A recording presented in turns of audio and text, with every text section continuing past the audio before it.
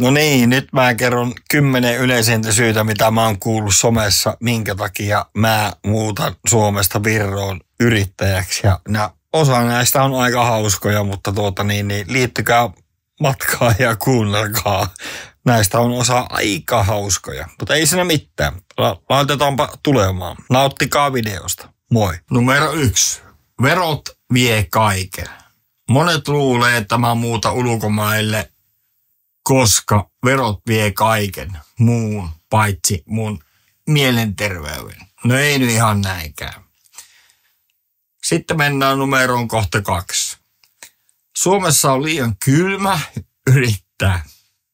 Jengi sanoo, että pakkasessa saa myös liikevaihto jäätyä, mutta ei se varmaan ole ihan se syy. Sitten mennään numero kohtaan 3. Ulkomailla kaikki rikastuu 2 viikossa. Ihan kun lentolipun mukana tulisi miljonääripaketti. Spoiler, ei tuu. Sitten numero 4.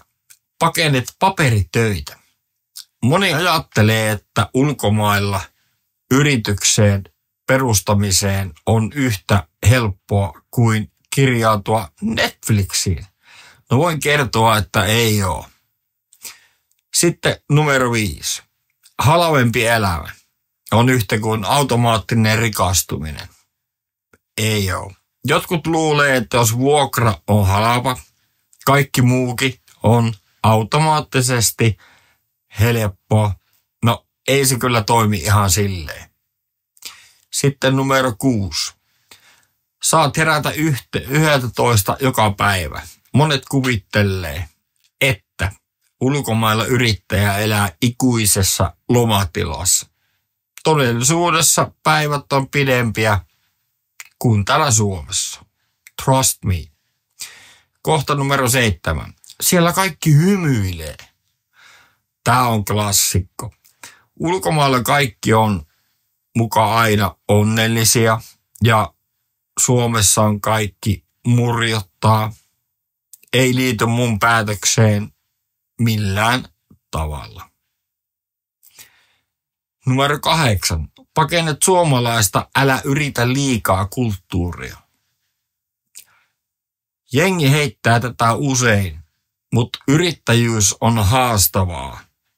Missä tahansa maassa sä sitten ikinä ootkaan. Numero 9. Palmupuu taustalla on yhtä kuin viraalivideo.